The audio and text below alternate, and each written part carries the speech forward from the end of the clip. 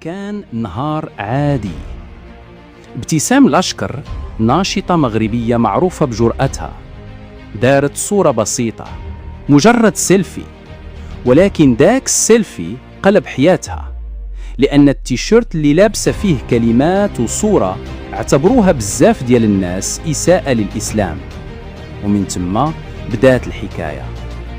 الشرطة دخلات، الملف مشى للمحكمة، والجدل بدا كيغلي في الشارع وفي السوشيال ميديا.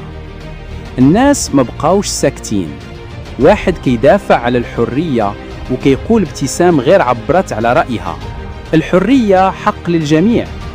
وواحد آخر كيعترض وكيقول حرية التعبير ما كتسمحش تمس بالمقدسات، خاص القانون يكون صارم. المحكمة ما تردداتش، الحكم كان قاصح، 2.5 عام حبس وغرامة مالية ثقيلة.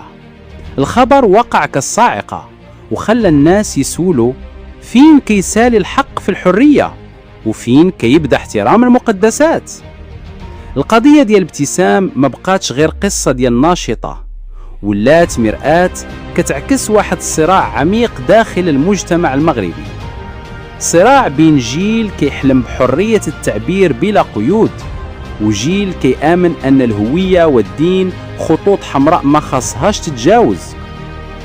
اليوم ابتسام وراء القضبان، ولكن الأسئلة اللي طرحت قصتها باقي مفتوحة. واش فعلا نقدروا نلقاو التوازن بين الحرية والقدسية، ولا غادي نبقاو دايما عالقين في هذا الصراع؟